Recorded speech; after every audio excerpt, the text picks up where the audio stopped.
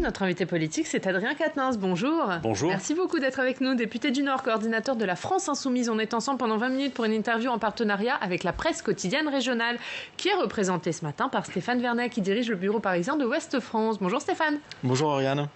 Adrien Quatennens, on commence par la crise sanitaire et les chiffres de contamination qui ne baissent plus. C'est ce qu'a dit hier Jérôme Salomon. L'objectif de 5000 cas quotidiens semble ne pas pouvoir être atteint d'ici le 15 décembre. On en est encore loin, a dit hier Jérôme Salomon. Est-ce que dans ces conditions, il faut renoncer à alléger le confinement comme prévu le 15 décembre ? Écoutez, le président de la République, lors de sa dernière allocution, avait clairement conditionné la poursuite de son plan, pour une fois qu'il nous en a présenté un et qu'il avait un calendrier, au fait qu'on atteigne le seuil de 5000 contaminations. Il semblerait, compte tenu du nombre de contaminations quotidiennes, qu'on en soit encore loin. Les scientifiques nous disent que, de leur point de vue, ça paraît compliqué d'atteindre cet objectif pour le 15. Donc je crois qu'il faut appeler à la plus grande prudence. Mais je le dis aussi, il faut des alternatives au confinement. Parce que sans doute l'épidémie va durer, on le comprend. J'ai écouté sans doute comme vous la conférence de presse de M. Salomon hier et j'ai bien compris qu'il nous avait prévenu que l'hiver risquait d'être difficile. Donc il faut dire une chose, nous n'en avons toujours pas terminé, malgré parfois nos espoirs, avec ce satané virus qui est comme une chape de plomb au-dessus de nos têtes. Donc je dis une chose, la France, les Français ne pourront pas vivre, ne peuvent plus vivre au rythme des confinements et des reconfinements. Ça n'est plus possible. Donc il faut des alternatives au confinement, de manière à ce que... Quand vous dites alternatives au confinement, à quoi vous pensez par exemple ? Nous avons présenté il y a 10 jours de cela à l'Assemblée nationale avec le groupe France Insoumise un document complet d'alternatives au confinement qu'on peut retrouver sur la plateforme de la France Insoumise, qui vient s'ajouter à toute la littérature de ce qu'on a proposé depuis la première crise. On a travaillé essentiellement sur 2 concepts. Bien évidemment, c'est assez classique mais nécessaire, le renforcement des protocoles sanitaires partout, c'est possible. Vous voyez par exemple, quand on a fermé les petits commerces, on s'en offusquait. Pourquoi ? Parce qu'au-delà de la souffrance des petits commerçants, on comprenait mal pourquoi on ferme les petits commerces où on peut très bien imaginer et élaborer des protocoles sanitaires par du marquage au sol, par l'organisation des files, par la limitation du nombre de personnes au même endroit au même moment, mais que dans le même temps, par contre, on pouvait aller s'enfermer dans des rames de transport en commun bondées où, de mon point de vue, on risque plus de se contaminer que dans un petit commerce. Donc d'abord, renforcement des protocoles sanitaires. Et ensuite, nous avons travaillé sur le concept de roulement. Puisqu'on sait que l'épidémie circule d'autant plus que l'on est nombreux au même endroit au même moment, nous avons essayé de travailler ce concept de roulement dans tous les secteurs de la société.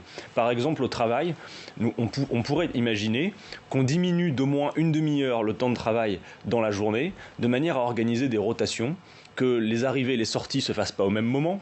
On pourrait imaginer du coup qu'on adapte ces rythmes localement avec les élus locaux dans les transports en commun, parce qu'on voit aussi que, compte tenu des horaires de travail, ce sont aussi aux mêmes heures que l'on a les pics de fréquentation des transports en commun. On pourrait imaginer aussi ce système de roulement et de rotation dans les écoles, à défaut de recruter des accompagnants scolaires comme ça a été fait en Italie par exemple, où il est possible du coup de dédoubler les effectifs, si nécessaire de réquisitionner des locaux, bref. Il faut qu'on trouve toutes les solutions pour dire le virus est là et on doit l'affronter. Il faut limiter sa circulation, c'est impératif, mais il faut que la vie puisse continuer. Sinon, en gardant des mesures nationales ou il faut repasser à des mesures territorialisées ? Moi, je pense plutôt qu'il faut des mesures nationales, en tout cas une grande trajectoire, un tronc commun de mesures nationales. Et après, en fonction effectivement de la circulation de l'épidémie qui est parfois bien plus accrue dans certains endroits, on peut imaginer un renforcement des protocoles dans ces endroits. Mais je crois que le cœur de l'affaire, c'est ça, des alternatives au confinement. Vous savez, le confinement, c'est une méthode quand même moyenâgeuse. On ne peut pas mettre la France en prison comme ça, durablement. On doit pouvoir s'organiser autrement, à la condition, y compris que chacun prenne en main ses protocoles sanitaires et ses alternatives. Et puis ensuite, bien, il y a l'espoir du vaccin, qu'on attend toutes et tous, même si il suscite beaucoup d'espoir forcément, et en même temps de l'attentisme et des inquiétudes, parce que ça va très vite. En général, quand on met un vaccin sur le marché, ça prend des années que toute l'expérimentation se fasse avant qu'on puisse le faire. Là, on voit surtout dans les annonces, on voit surtout les effets sur les cours de bourse plutôt que les effets sur la santé, donc on est très attentiste sur le sujet. Et surtout, j'alerte, et je le dis au gouvernement, le vaccin ne peut pas être la seule réponse. On a besoin aussi de développer des traitements et d'accroître accroître la recherche pour des traitements du coronavirus. Vous voyez, moi je suis élu de la première circonscription du Nord, à Lille. L'Institut Pasteur est en train de travailler à l'élaboration d'un traitement pour le Covid-19. Et je m'étonne de ne pas en entendre parler, en tout cas pas dans la bouche du gouvernement, alors que c'est un vrai sujet. Mais c'est peut-être aussi parce que l'Institut Pasteur de Lille est très discret sur ses travaux en cours. Évidemment, on comprend cette discrétion, mais en tout cas, ce que je veux dire, et les responsables politiques doivent le dire, c'est que le médicament doit être aussi, le traitement finalement, doit être aussi une piste de travail. D'ailleurs, sur ce point, dire juste une chose rapidement, là aussi il y a un problème. Cette crise sanitaire, finalement, elle met en cause aussi un modèle. Bien évidemment, il y a le virus, mais il y a le virus qui impacte un modèle où des choix politiques ont été faits. Vous voyez, par exemple, on parle des médicaments. Vous savez que 80% des médicaments consommés en France, désormais, sont importés. Alors qu'il y a 20 ans, c'était exactement la proportion inverse. On ne produit plus en France. C'est un problème. C'est pourquoi nous proposons avec la France Insoumise l'instauration d'un pôle public du médicament pour la recherche fondamentale et pour la production en France des molécules indispensables, de manière à être pleinement souverain sur ces questions dont on voit combien elles sont centrales face à une crise sanitaire comme celle que nous connaissons. À propos du vaccin, il y aura un débat sans vote au Parlement la semaine prochaine sur la politique vaccinale. Quelle sera la position de la France Insoumise? Est-ce que vous savez déjà ce que va défendre le groupe? Écoutez, d'abord, j'attends de voir ce que le gouvernement va nous présenter. Il y aura ce débat au Parlement vous aurez la semaine des prochaine. messages particuliers à faire passer à cette occasion? Écoutez, essentiellement ceux que je viens de vous citer, qui plus est... sur la stratégie, la manière dont vous avez mené la campagne de vaccination. Il y a un sujet pour moi qui est important aussi, c'est qu'on l'a bien compris, cette pandémie, elle touche pas uniquement la France. C'est une pandémie mondiale. Et si elle existe quelque part dans le monde, il y a fort à penser qu'elle va revenir. Donc le vaccin devrait être un bien commun de l'humanité tout entière, puisque cette épidémie est mondiale. Et j'observe que pour l'instant, y compris dans les jeux économiques qui se font autour de la question de ce vaccin, vous devez noter que les pays riches, qui représentent 15% de la population mondiale, viennent de mettre la main sur 80% des stocks promis par ceux qui produisent les vaccins.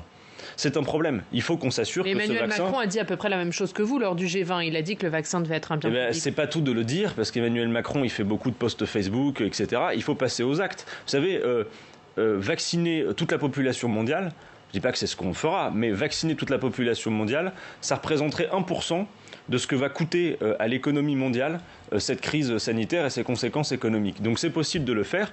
Et quand je parle d'un pôle public du médicament, c'est aussi l'idée que le médicament, les traitements ou le vaccin doivent être au service de l'intérêt général et non pas au service des hyper profits des laboratoires pharmaceutiques. Il nous faut un médicament au service de l'intérêt général et c'est pour ça que nous aurions, en tout cas de notre point de vue, tant besoin d'un pôle public du médicament en France. Avant de vacciner l'ensemble de la population mondiale, il faudrait réussir à vacciner tous les Français. C'est pas gagné puisqu'il y a près d'un Français sur deux qui veut pas être vacciné en fait. Il y a une grosse défiance par rapport au vaccin. Est-ce que vous seriez partisan, par exemple, d'un vaccin obligatoire ou comment est-ce qu'on pourrait rassurer les gens par rapport au vaccin qui arrive? Je dis au vaccin au pluriel, parce qu'il y en a plusieurs. Moi, je me réfère beaucoup, même si on a découvert à l'aune de cette crise que il n'y avait pas que dans la politique qu'il y avait de grandes controverses, mais aussi dans le domaine scientifique. Je me réfère beaucoup à la parole des scientifiques. Et j'ai observé que beaucoup d'organismes... Vous êtes confiant, personnellement, vous ferez vacciner? Moi, j'observe que beaucoup d'organismes disent que l'obligation n'est pas la bonne manière mais vous pour le vaccin. Écoutez, moi, à titre personnel, j'ai compris que je n'étais pas dans les personnes prioritaires au vu de la stratégie qui est annoncée, c'est-à-dire d'abord les personnes des EHPAD, le personnel de santé. Si le vaccin apporte toutes les garanties sanitaires, avec un peu de recul, a priori, c'est plutôt une bonne décision. Vous attendez. Moi, je suis plutôt attentiste. Voilà. Je suis absolument pas hostile au vaccin par principe, mais je suis plutôt, oui, attentiste. On va parler de la loi sécurité globale et des manifestations qui ont eu lieu samedi, avec encore des violences, notamment à Paris. Comment vous expliquez ces violences tous les samedis, Adrien Quatennens? Mais j'entendais mon collègue Fabien Roussel poser la question tout à l'heure et je la pose à mon tour. On comprend assez mal, compte tenu des moyens de police dont nous disposons et de renseignements, que quelques centaines d'individus qui décident de casser soient capables d'occuper autant l'espace d'une manifestation qui est d'abord finalement un sursaut démocratique contre cette loi sécurité globale. J'imagine qu'on va parler un peu du fond après. Mais donc je pose la question. Comment se fait-il que l'on ne soit pas en capacité d'empêcher une poignée, peut-être quelques dizaines, centaines d'individus, de finalement nuire à toute une manifestation où parfois, comme on l'a vu il y a 10 jours, ce sont des centaines de milliers de personnes qui se sont mobilisées. Y compris ensuite, il y a la question de l'attention médiatique que tout cela provoque. Vous avez des tas de gens qui participent honnêtement, de manière certes déterminée, mais bon enfant à des manifestations. C'est la majorité. Et c'est la majorité, merci de le dire, et qui, quand ils rentrent chez eux le soir, allument le poste de télévision et ont l'impression qu'on ne rend pas compte de la journée qu'ils ont vécue. Donc c'est une vraie question. Pour nous, c'est très clair. Nous n'avons jamais été favorables à la violence en politique. Nous sommes hostiles à l'utilisation de la violence en politique, aussi pas uniquement pour des raisons morales, aussi pour des raisons stratégiques, c'est qu'on voit que ça ne fonctionne jamais et que ça détourne l'attention de l'essentiel et que surtout, compte tenu des violences qui sont menées parfois par une petite poignée de manifestants non représentatifs ou même des violences policières qui peuvent avoir lieu dans l'encadrement des manifestations, vous avez des tas d'honnêtes gens, comme j'en ai croisé encore à Paris il y a 10 jours, place de la République, qui avant la manifestation me disaient Monsieur Quatennens, bonne manifestation, mais nous on n'y va plus parce qu'on a peur. Il n'est pas normal qu'en France, lorsqu'on veut revendiquer, ce qui est aussi la démocratie. La rue à elle seule n'est pas la démocratie, mais la rue, c'est aussi la démocratie. Il n'est pas normal que des gens hésitent ou aient peur de manifester en France. Des manifestations comme celle-là sont de salubrité publique et on devrait pouvoir y venir avec les gamins dans la poussette s'il le fallait, sans craindre pour soi et ses proches. On a l'impression qu'on est en train de se réinstaller dans un cycle de manifestations tous les samedis qui dégénère en tête de cortège, etc., ou en fin de manif. Qu'est-ce qui permettrait d'obtenir une désescalade ou d'arriver à sortir de cette espèce de spirale qui n'est pas sans rappeler le début du mouvement des Gilets jaunes? Je crois que dans le cas de la loi sécurité globale, maintenant les choses sont assez claires. C'est une loi dans sa globalité qui est mauvaise. Alors c'est pas juste l'article 24 pour vous, c'est non, la loi. L'article 24, il a beaucoup occupé l'attention parce que c'est un article qui, compte tenu de sa rédaction, vise quelque chose. Vous savez, personne ne supporte qu'il y ait des menaces à l'encontre de policiers, de leur intégrité physique, qu'on mette la photo d'un policier en ligne avec son adresse ou que sais-je pour le menacer. Et d'ailleurs, la loi n'a pas attendu M. Darmanin pour empêcher cela et pour condamner quand ça arrive. Pour vous, il n'y a pas de vide juridique? L'article 24, c'est un article qui vise à amoindrir la capacité à diffuser les images et à rendre compte de l'action des forces de police. Si vous, demain, vous baladez dans une manifestation, que vous êtes témoin d'une action qui vous paraît malvenue, de violence policière, et que vous prenez votre téléphone portable, si la loi s'appliquait, un policier pourrait décider que peut-être vous vous apprêtez, par la diffusion de ces images, à intenter à son intégrité psychique et donc vous empêcher de le faire parce qu'un policier a une capacité préventive avant qu'un délit soit commis. Voilà ce dont est question l'article 24. Après nous avoir refusé... L'article 24, juste, il est entre les mains du Sénat à l'heure actuelle. Est-ce que vous faites confiance au Sénat pour écrire cet article 24 ? Écoutez, en tout cas, c'est aujourd'hui aux sénateurs qu'il appartient de traiter cette question et non pas à une énième commission Théodule comme a l'habitude d'en créer le gouvernement. Parce et que vous leur faites cette confiance loi... aux sénateurs ? Écoutez, en tout cas, on va voir ce qu'ils font de ce texte. Ensuite, il reviendra à l'Assemblée nationale. Mais je veux insister sur le fait, vous m'avez lancé là-dessus, c'est pas seulement l'article 24. Pourquoi ? Parce que dans sa globalité, cette loi est mauvaise. C'est une loi qui participe de cette doctrine de l'accroissement de la conflictualité, alors que nous aurions besoin d'un changement de doctrine. Vous savez, nos voisins allemands, par exemple, dans l'encadrement des manifestations, ils n'utilisent ni LBD, ni grenades de désencerclement. Ils ont des instruments plutôt de dissuasion et ils vont au règlement des conflits. Ils n'ont pas besoin de ces techniques particulières qui font même que la France, d'ailleurs, est montrée du doigt. Cette loi sécurité globale est une honte pour la France. Elle fait que nous sommes montrés du doigt à l'international par l'ONU, par plus d'une centaine d'organisations de défense des droits humains, et c'est une loi qui va gadgetiser la police avec le recours aux drones, à la reconnaissance faciale, aux caméras piétons embarquées. C'est une loi qui va transférer des compétences de police à des officines privées, qui va, ça a été dit juste avant dans le plateau précédent, transférer des compétences de la police nationale à la police municipale, sauf que la police municipale, dépendant des moyens des exécutifs locaux, c'est l'assurance de la création d'inégalités d'accès à la police républicaine. Donc, ce qu'il faudrait faire pour calmer tout ça, il faut retirer cette loi sécurité globale et permettre un véritable débat de refondation de la police républicaine. Nous avons des choses à proposer, je les résume, il faut recruter davantage de policiers. Les effectifs ont été ratiboisés, notamment par la majorité de droite à laquelle à l'époque participait M. Darmanin, qui a fait fondre les effectifs de la police. Il faut accroître leur formation. Dans le budget actuel, il y a une augmentation des effectifs de la police. Mais il faut le faire encore davantage. Il faut accroître leur formation, qui est aujourd'hui une formation expéditive, je crois que c'est entendu. Il faut un retour à la police de proximité, une doctrine de désescalade pour pacifier les relations entre la population et sa police républicaine, et enfin d'un mot, l'IGPN doit être dissoute. C'est une mascarade. Mais oui, écoutez, cette instance où des policiers décident entre policiers du sort de policiers, alors qu'il nous faudrait une respiration démocratique. Une instance dans laquelle vous auriez certes des policiers, évidemment, mais aussi pourquoi pas des magistrats, des citoyennes, des citoyens, parce que pour l'instant, cette instance vise surtout, on le voit, à couvrir les violences qui y sont dénoncées. Vous avez vu que ce matin, le président de la République annonçait la tenue d'un Beauvau de la sécurité à partir du mois de janvier. J'ai vu, juste avant de rentrer sur votre plateau. Qu'est-ce que vous en pensez ?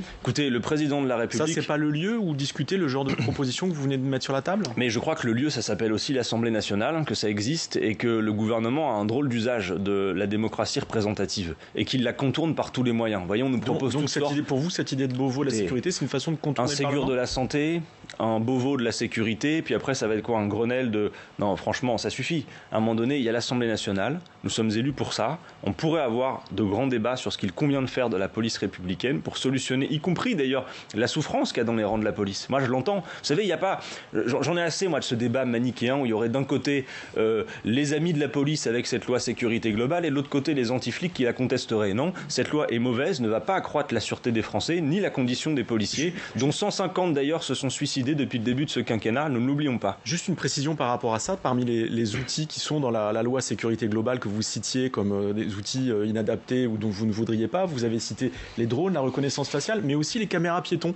Vous n'êtes pas pour la généralisation des caméras piétons, qui peut être aussi une façon de permettre aux policiers d'exercer en toute transparence ou avec beaucoup plus de transparence, notamment par rapport à la thématique des violences policières. Mais écoutez, je pense que si nous avons totale liberté, vous journalistes, citoyens également, pour rendre compte de l'action des forces de police, qui ont finalement la violence légitime, le monopole de la violence légitime de l'État, et dont l'action, il faut le rappeler, est à caractère public, et donc doit permettre un contrôle citoyen. Si nous pouvons le faire, il n'y a pas de raison qu'on utilise ce genre de gadget. En revanche... Donc vous n'êtes pas pour les caméras piétons ? Non. En revanche, plutôt qu'un numéro vert, une énième plateforme, comme nous l'a proposé Emmanuel Macron, qui se propose d'être le chef du premier gouvernement des plateformes téléphoniques, nous devrions faire en sorte qu'il y ait le récépissé sur les contrôles d'identité. Voilà une solution calme, tranquille, qui serait plus opérationnelle. Faire en sorte que quand il y a un contrôle d'identité, il y ait un récépissé. Ce qui pourrait empêcher, ou en tout cas nous permettre de vérifier le caractère parfois disproportionné du nombre de contrôles qui sont imposés aux faciès. Voilà une solution qui nous paraît tranquille. Pour faire la transition avec un autre texte, Gérald Darmanin a dit que l'article 24 ne serait pas réintroduit dans la loi séparatisme qui sera présentée demain au Conseil des ministres. Est-ce que c'est une bonne chose pour vous ? Écoutez, moi j'ai commencé à regarder un peu les contours de cette loi, même si j'attends la version définitive qui sortira du Conseil des ministres demain. S'agissant précisément du sujet que vous évoquez, l'article 25, c'est une espèce de maxi-article 24 de la loi sécurité globale. Donc on va voir les débats que nous aurons sur le sujet. Élargi à tous les agents publics. Bien sûr, mais bon, cette loi, puisque vous en parlez, qui va être présentée demain... Il y a des bonnes choses dedans pour vous ? Écoutez, ça devait être une loi contre les séparatismes. Le discours de M. Macron était ensuite monocorde, c'était le séparatisme. Puis c'était une loi de renforcement de la laïcité. Et maintenant, elle s'appellera, je crois, renforcement des principes républicains. Bon, disons une chose. Notre pays subit la menace et les attaques meurtrières de terroristes. Et je suis persuadé que cette loi ne va pas nous permettre de mieux les combattre. Voilà, je le dis. Je crois que c'est strictement inefficace si c'était ça le but du gouvernement. Si maintenant le but est celui qui est affiché dans le titre de la loi, ben je crois que c'est pareil, ça fait pchit. Parce que renforcement des principes républicains, lesquels ? Les principes républicains sont clairs, ils sont sur les frontons de tous les bâtiments publics des mairies. C'est liberté, égalité, fraternité. Je ne vois pas, par exemple, dans cette loi de renforcement des principes républicains, d'amélioration de notre service public, qui est l'incarnation même des principes de la République. Voilà. Je vois surtout un affichage politique, voire même politicien, de mesures qui, en quelque sorte, visent par ailleurs à faire que l'État s'embarque dans une forme d'organisation des religions. Mais non, demain ce sera l'anniversaire de la loi de 1905 et c'est d'ailleurs pour cela qu'opportunément ils ont choisi ce moment pour présenter cette loi. Mais la laïcité, c'est clair, c'est la séparation stricte de l'État des religions, la liberté de conscience, la liberté de croire ou de ne pas croire, et surtout, il faut le rappeler, la laïcité, c'est aussi l'égalité devant la loi, l'égalité en droit et la non-discrimination. Eh bien, puisque M. Darmanin prétend par cette loi finalement accroître les principes, renforcer les principes républicains, la France insoumise sera au rendez-vous, non seulement pour faire des propositions pour renforcer les principes républicains, mais même sur la laïcité. Écoutez, on va y travailler, pour nous c'est clair, mais même si sur la laïcité leur intention est de la croître, c'est pas à nous que ça va poser problème. Parce que à la France insoumise, il n'y a pas de géométrie variable s'agissant de la laïcité. La laïcité n'est ni un athéisme d'État, ni la lutte contre une religion en particulier. Par exemple, la loi laïque par excellence, celle de 1905, est-ce qu'on est d'accord pour l'appliquer sur tout le territoire national ? Nous le sommes. Et vous allez voir qu'à l'occasion de ces débats vont peut-être se révéler finalement les véritables ambiguïtés sur la laïcité de la part des tartuffes qui trop souvent donnent des leçons. Voilà, donc je mets en garde. Il y a peut-être des choses ça et là dans cette loi, on va regarder avec comme lesquelles... Quoi, par exemple la scolarisation obligatoire. Par exemple, sur la question par exemple des écoles hors contrat ou de la scolarisation, je crois effectivement que nous aurions des points d'accord. Mais regardez, encore une fois, entre les actes posés dans cette loi et les actes posés par le gouvernement ces dernières années, par exemple, M. Jean-Michel Blanquer, le ministre de l'Éducation, est responsable du fait que 150 millions d'euros aient été donnés dans les caisses des écoles privées, avec l'obligation de scolarisation à 3 ans. Donc, à un moment donné, on va aussi voir que ces débats vont sûrement être des révélateurs des ambiguïtés de certains. Stéphane, une question écologie ? Oui, on voulait vous parler de la Convention citoyenne. Donc Emmanuel Macron, le président de la République, a reconnu dans son entretien auprès de Brut que tout ce qu'a proposé la Convention citoyenne ne pourrait pas être mis en œuvre. Qu'est-ce que ça vous inspire ? Vous qui avez rencontré une délégation de la Convention citoyenne, vous en avez parlé avec eux, qu'est-ce qu'ils vous en disent ? Écoutez, ils nourrissent beaucoup de rancœur par rapport à la manière dont les suites de leurs travaux sont traitées. Il faut se rappeler que 40% des propositions reprises sous forme d'un projet de loi. Selon ce que nous on observe pour l'instant, au vu de la préparation du projet de loi, on peut vous dire qu'à peu près un tiers des propositions de la Convention citoyenne pour le climat sont soit reportées au calendrier grec, soit ajournées pour le moment. Et les citoyens qui ont participé à cette convention ont formé 1000 espoirs dans les travaux qu'on leur a proposés. Souvenez-vous, ils étaient au mois de juin dans les jardins de l'Élysée, en grande pompe, et le président de la République leur disait « Je reprends tout à mon compte et je n'utiliserai qu'un seul joker ». Il se trouve que la loi qui est en cours de préparation, entre les délais qu'elle suppose, qu'elle rallonge, les propositions qu'elle ajourne, c'est finalement une loi des jokers dans sa globalité. Voilà. Donc je comprends que les citoyens nourrissent cette rancœur, et puis surtout, je le dis, nous avons besoin d'urgence maintenant d'engager la bifurcation écologique. Sinon, je le dis et j'alerte. Voyez ce que l'on vit actuellement avec la crise sanitaire et les niveaux de mobilisation que ça exige. C'est peut-être simplement une répétition générale des effets catastrophiques annoncés par les scientifiques de la crise climatique. Il va falloir se préparer à ça. C'est pourquoi nous disons qu'il faut d'urgence engager la bifurcation écologique. Et vous allez voir que ça fait même un lien avec l'économie de notre pays.